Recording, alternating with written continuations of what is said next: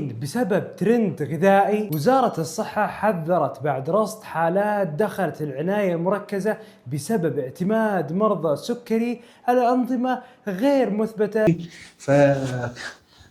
نظام يعني كان المفروض نسميه الخبيثات بصراحة. يعني تقوم انت جاي حاطط لي عنوان التوم هو العلاج الاساسي يسيب. والله بيجي لي مرضى، يعني زمان لما كان يجي لي مريض اقول له يا عم ما بتاخدش علاج الضغط ليه؟ يقول لي زهقت، مش عارف مين، اصل كذا، ماشي، اصل لما خلص لسه ما اشتريتش، ماشي.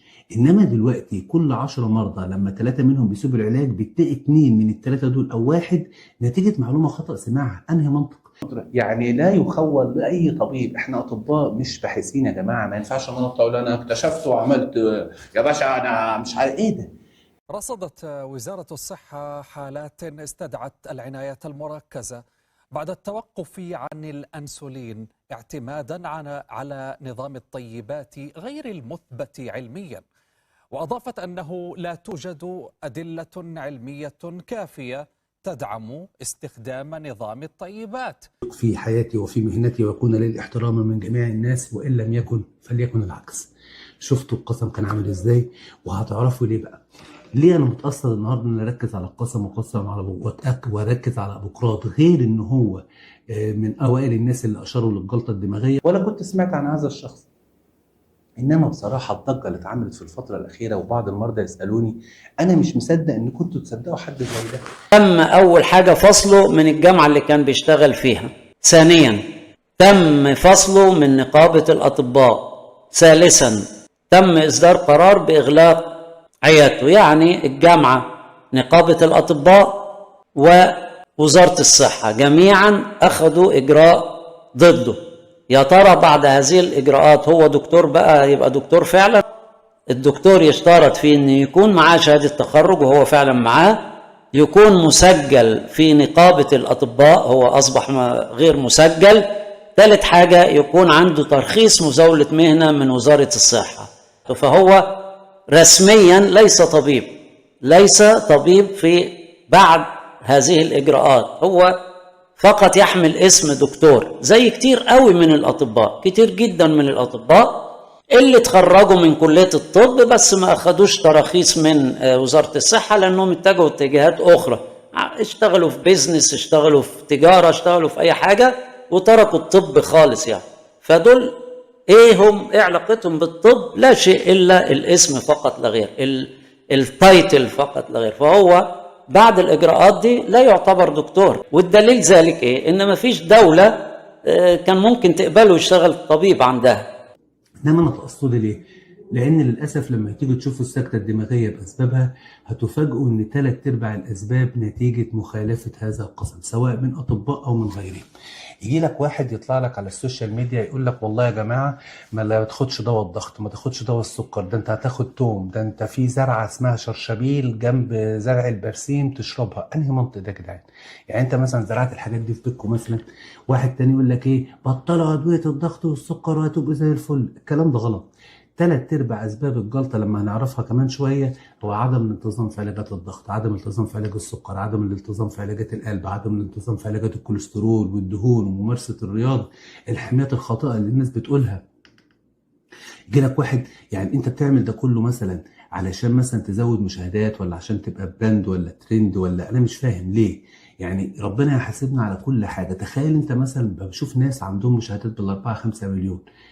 يا جماعه ده مش صح، وده مش حاجه حلوه. ما انا مثلا اذا كان انا بغلس على نفسي، يعني انا لو انا عايز ازود المشاهدات بتاعتي هشيل الحشو بتاع التاريخ المرضي والكلام ده كله وتاريخ العلماء وهتكلم على الثقه العلميه بس. هتبص تلاقي بدل الفيديو بدل مثلا ما بيجيب له 100,000 هيجيب له 500 و600. ومع ذلك عشان بعمل حاجه المزاجيه بعملها بانهي منطق؟ اصل في دكتور مش عارف مين قال لي ان الحلبه مع مش عارف مين تعمل حاجه. يعني انت بذكائك يعني وعبقريتك احسن من العلم ومن الطب ومن شركات الادويه ومن منظمات الصحه. واللي انقح بقى كمان ان يجي لك واحد يقول لك ايه اصل هم قالوا ان المدير بيعمل كذا، اصل هم قالوا ان مش عارف مين المهم انا مش هكتر عشان تعرفوا بس. يعني هم ناس في بعض مدعي الطب للاسف الشديد كنا زمان بيقتصروا على الناس مالهاش علاقه بالطب، دلوقتي لا بقى يقول لك اصل هو اخد مش عارف دبلوم التغذيه روحانيه علاجيه. يا جدعان ده حرام حرام حرام. وأن أصون حياة الإنسان في كافة أطوارها في كل الظروف والأحوال، باذلا وسعي في إنقاذها من الهلاك والمرض والألم والقلق. وبعدين الراجل بيقول لي ايه ليه ما اتكلمتش لما كان عايش؟ ده هم يا عم حرام عليك يا عم، ده راجل موت نفسه بالقرف اللي هو شكله اللي كان فيه، باللي بيعمله في نفسه سواء اكل ولا ايه ولا مش عارف شكله عامل كده. لا استغفر الله العظيم يا رب، يعني انا مش عايز اغلط في حد متوفى. اعتمد على نظرية معروفة من حوالي 25 سنة بس، تقريبا ادعى ان هو او في حلقات كتيرة، يعني هو ما شاء الله عليه كان عنده نوع من الغرور وجنون العظمة. ادعى ان هو اول واحد يتكلم في هذا الكلام، وانه برضه ما ينظرش اي حد، ده عايز ينظر بقى هيئات عالمية، ما ينفعش ينظر دكتور زيه. ولو اي دكتور انتقده، يعني شتم كتير من الدكاترة في فيديوهات علنية، شتمهم هم ما ردوش عليه. والناس بعض الناس بتنتقد الدكاترة اللي بتتكلم على الدكتور ضياء بعد حياته. ليه؟ عشان عايزينه بقى هو أسد. ليه ما كلمتش وهو عايش؟ قال يعني الحكاية حرب. الناس اللي ما ردتش عليه تجنبا لقلة الأدب، يعني دكاترة هيقل أدبهم على بعض كده علنا على السوشيال ميديا، فاحتراما لأنفسهم ما ردوش عليه لما هو غلط فيهم. وأنا واحد من الناس اللي غلط فيا، ومش ممكن كنت أعمل فيديو علنا وهو يطلع يشتم، وهو ليه جمهور أكتر مني طبعا. خش بقى في متاهات من السفالة عايزين نأكد لوقف علاجاتهم أو تقليلها، وبينصح كمان بالتدخين. يعني أشياء كلها بتعارض العلم وبتعارض كل اللي نعرفه حتى يعني من سنوات. وزي ما قلت لكم اللي انا اكون باخد علاج مثلا اسمه سيل او كلام من ده، ويجي واحد اهبل يقول لي لا لا لا ملوش لازمه، خد زنجبيل مكانه.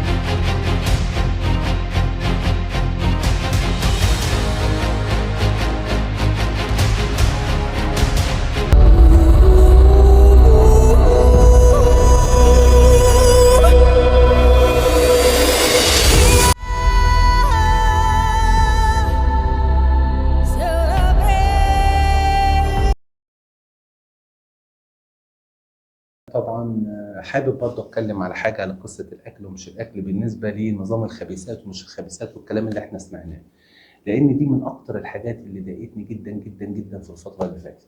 وحتى انا زعلت، يعني والله والله والله انتوا لو تراجعوا عندي الفيديوهات هتشوفوا في حلقه الصداع لما كنت بتكلم عن ابوقراط ومكتشف الطب، انا لا كنت اعرف مين الطبيب اللي هو المفروض بيقول عن نفسه طبيب، واعتقد ان هو ما كانش طبيب. والنقابه يعني ما كانتش المفروض تكتفي، بس معلش يا جماعه، يعني المفروض ما كانتش تكتفي ان هي تشيله من النقابه. يا جماعه ده واحد بيأذي الناس، بيضر الناس. انا اياميها اقسم بالله لا سمعت عنه ولا عرفت ولا اي حاجه من الكلام ده كله. كنت دايما اقول يا جماعه اي معلومه بتتقال لازم يبقى لها بحث ودراسه ومش عارف. وان الكلمه لما كنت في مره بقول انا عايز اجيب مليون، والله ما كان قصدي على حد ولا كنت سمعت عن هذا الشخص. انما بصراحه الضجه اللي اتعملت في الفتره الاخيره، وبعض المرضى يسالوني، انا مش مصدق ان كنتوا تصدقوا حد زي ده. يعني انا نفسي الراجل ده استغفر الله العظيم يطلع من التربه عشان يتحاسب هنا. يعني والله العظيم النقابه كان المفروض تحوله كسجن، لان انت مش بتضر بنفسك، ده انت بتضر يعني ده يا جماعه ده شكل واحد عنده 40 سنه ولا 45 سنه. هل يعقل ان احنا وصلنا مرحله ان نصدق اي استهزاءات، اي ظاهرات، اي بتنجان وناس تدافع عنه؟ تدافع عن ايه؟ انا نفسي افهم ندافع عن ايه يا جماعه. الطب اتبنى على حاجه اسمها بحث، دراسه، بتعمل بحث، بعد كده بيحصل لها اثبات، بعد كده الاثبات بيعمل حاجه اسمها امانه علميه، بعد كده بيحصل ملاحظه ومتابعه ومش عارف مين وي وي وي وي وي وابحاث ودراسات وقصه. عندك معلومه يعني لا يخول لاي طبيب. احنا اطباء مش باحثين يا جماعه. ما ينفعش انا اقول انا اكتشفت وعملت يا باشا انا مش عارف ايه ده. وبعدين في حد يطلع يقول السجاير مفيده؟ في حد عاقل يطلع يقول اصل الراجل اللي ما بيشربش سجاير ناقص رجوله؟ في واحد يطلع يقول لك وياكلوا سكر؟ اقسم برب العزه، عشان انا واحد كان بيجادلني في اول امبارح الراجل ده، كان عامل جاي يصلح لي مش عارف حاجه في المطبخ او تكييف او حاجه، وبعدين لقيته بيقول لي ايه رايك يا دكتور؟ قلت له ايه القرف ده اللي انتوا بتقولوه ده؟ وازاي انتوا تصدقوا حاجه زي كده؟ وازاي اصلا حاجه زي كده تحصل؟ وازاي النقابه سكتت؟ يعني ايه تشيلوا من النقابه بس؟ ده كان المفروض يتسجن يا جماعه، ان ده بيضر بالناس، بيضر بمصلحه البشر، بيسيء لينا احنا كدكاتره كاطباء. فاكرين يوميها لما انا طلعت اتكلمت على اللي هي بتاعت ابوقراط، يعني لما كانوا زمان عايزين يقصروا الطب على الاسره بتاعتهم، وبعدين قال لك لا مش هينفع، طب ومين هيتوارثوا الاجيال؟ فجم وحطوا شروط وحطوا حاجات، وان الطبيب لا يؤذي المريض ويعمل دائما لمصلحته ولا يخون ثقه مريضه ولا مش عارف ايه، ولا يستهزئ بالناس. ده كان استهزاء بالناس. تمام. وانا بس بفتكر اذا كان في حاجه تانية كنت عايز اتكلم عليها ولا لا. بسم الله الرحمن الرحيم. اهي ده بقول لك على الصفات اللي احنا كنا قلناها: الا يؤذي المريض، والا يستغل جهل الناس، والا يستغل حاجه الناس، والا يدعي علما لا يعرفه. هو احنا دكاتره ولا باحثين؟ وبعدين يوم حتى يا جماعه ده في الطب ممنوع. انا عشان اجي اقول لحد الحد بيجي بعد السبت او الاثنين بيجي بعد الحد، لازم اجيب ورق واجيب دراسات واجيب ابحاث وابعتها واشوفها واحترم نفسي. ده اذا كان عندي معلومه. تمام. انما نهجص وسبحان الله نلاقي الناس تمشي وراه. وبعدين الراجل بيقول لي ايه ليه ما اتكلمتش لما كان عايش؟ ده هم اختاروا. يا عم حرام عليك يا عم، ده راجل موت نفسه بالقرف اللي هو شكله اللي كان فيه، باللي بيعمله في نفسه، سواء اكل ولا ايه ولا مش عارف شكله عامل كده. لا استغفر العظيم يا رب.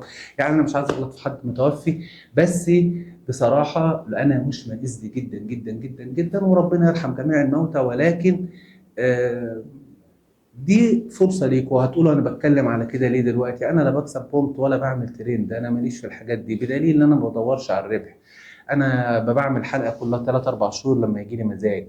تاني حاجه، انا لما جيت في رمضان عشان ما اعملش فيديوهات، حطيت اللي هي الفيديوهات اللي بتضحك دي، ذكاء اصطناعي وبتاع، جه وقف ربح القناه. قسما بالله ما هان عليا حتى ان انا اقدم طلب مش عارف استرجاع. كان المفروض اقدم طلب في خلال 14 يوم عشان اثبت لهم ان القناه قناه حقيقيه، وان فيديوهات الذكاء الاصطناعي ومش عارف مين، والا تبقى تقدم بعد كده. اقسم بالله ما قدمت الطلب.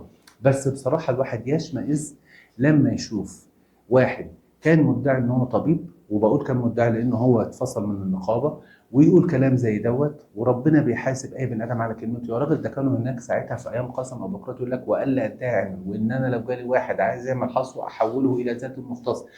يعني شوف الخوف لقد ايه.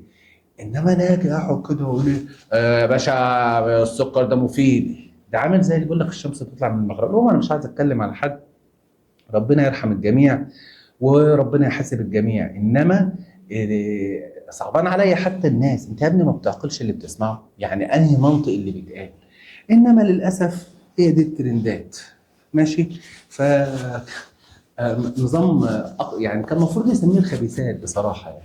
ما علينا. المهم كل سنه وانتم طيبين. هي بس عوده سريعه كده مرة ولا على في ناس قالوا ان اخوه كريم وبينهم مصانع الحداد.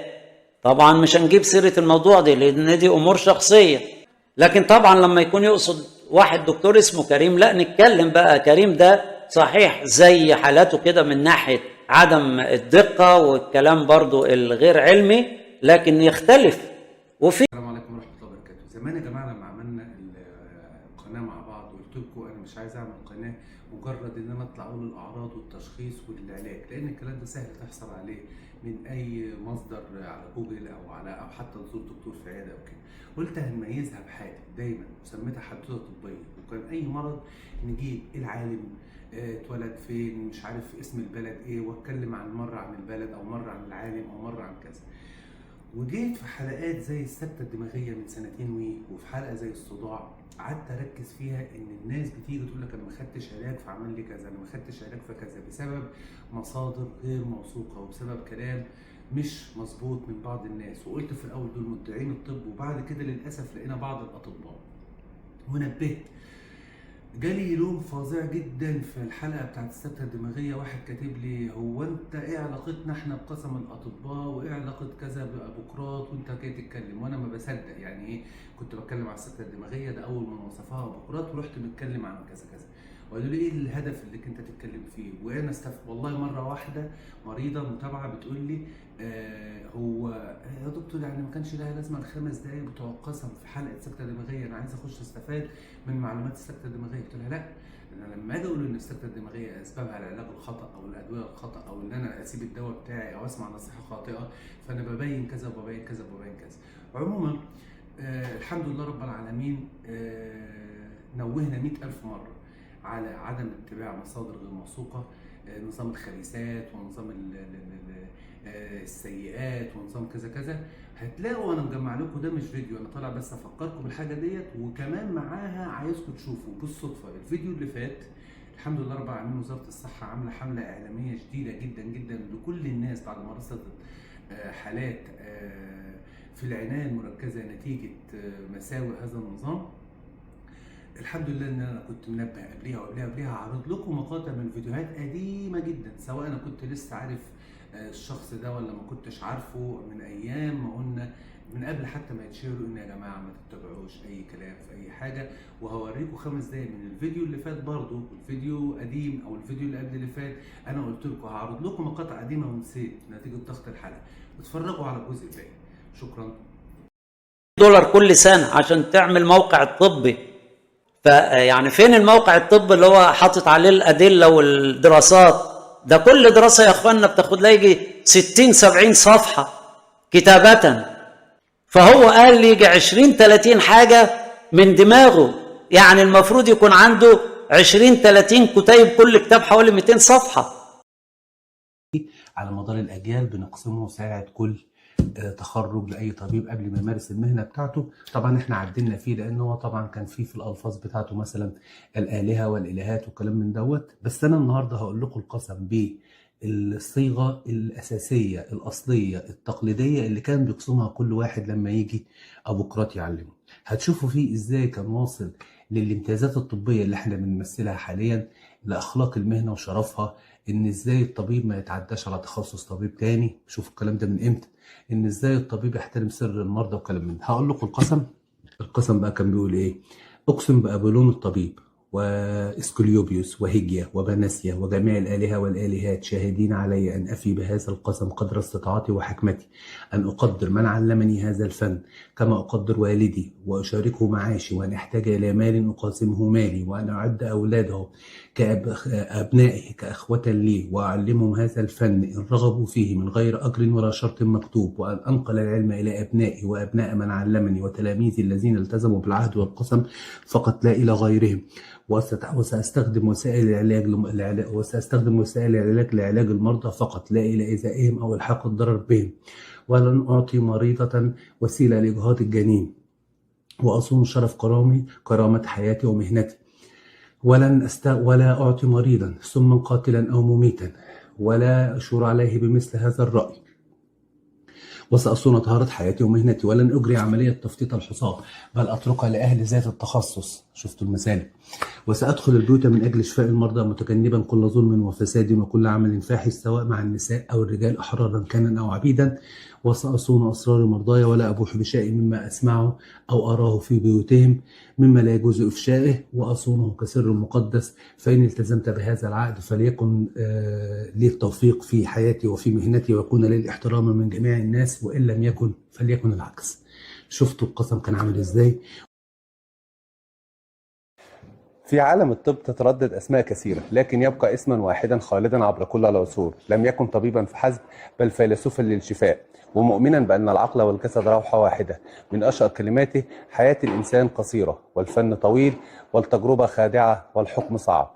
كلماته لا زالت ملهمة للأطباء حتى يومنا هذا، وخاصة في التعامل مع الأمراض القاتلة والمفاجئة كأمراض السكتة الدماغية، حيث تكون اللحظات فارقة بين الحياة والموت. كلمة فن هنا يعني بها الطب، فهو من علمنا أن الطب ليس وصفة طبية، بل هو فن يمارس بالعقل ويخص القلب وكرامة الإنسان. يا صابر الصبر، صبرنا بصبر المتصبرين. آمين يا رب. نظام الطيبات يكون بيعالج الحاجات. السكر الأبيض ده ما شاء الله عليه، والوصية تاكل ربع كيلو سكر أبيض يوميا. هو حد يسمع الكلام ده يا اخوانا ويطبقه؟ هو حر. معنى مين يا عسل؟ انا عايز كلام حلو، كلام يكيف. يكيف؟ طبعا يكيف. طلبك مش عندي يا مزاجنجي. ربع كيلو سكر يبقى هتكسر حكايه الميه دي، لان غصب عنك هتشرب ميه. التدخين طبعا دي عمليه تنفس طبيعي، دي حاجات سيئه جدا وكان بيتباهى بيها، والراجل هو اللي بيدخن واللي ما يدخنش، ده غير حاجات تانية بيقولها على فيديوهات اثناء شرحه للنظام بتاعه. يبقى من حقنا نتكلم، دي مش امور شخصيه عشان تدخل تحت بند الاغتياب او تحت بند الاساءه الى ميت. ده راجل كان بيدخن علنا في الفيديوهات وبيشجع الناس على التدخين.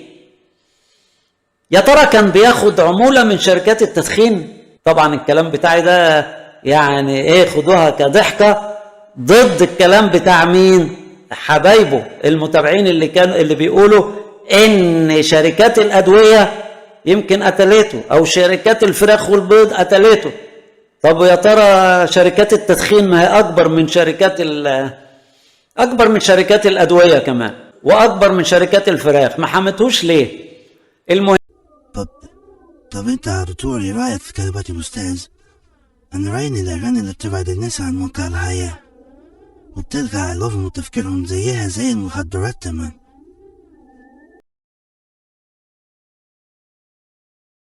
بس لقيتها. هي ايه دي اللي لقيتها؟ مطلع الغنوة. اديني في الهايف وانا احبك يا نننس نننس.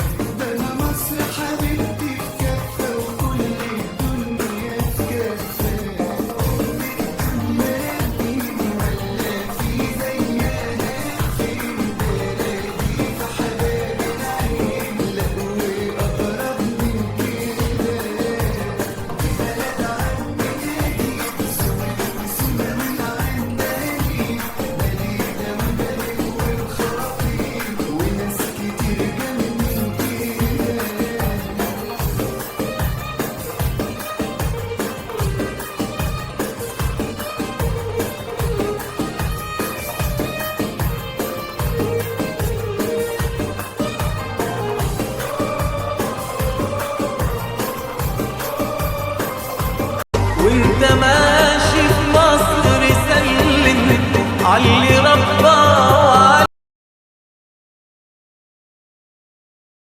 مخلصا لمن أعالجهم من المرضى على اختلاف أجناسهم ومذاهبهم وأن أعمل جاهدا بكل ما أوتيت من معرفة لشفائهم وأن لا أعمد إلى إلحاق أي أذى بهم وأن أحافظ على أسرارهم نقيا مما يشينني أمام الله ورسوله والمؤمنين والله على ما أقول شهيد.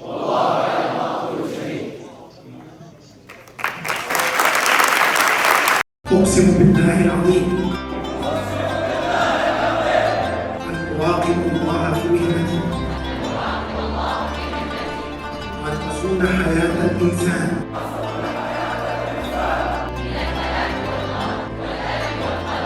والله على ما أقول شهيد.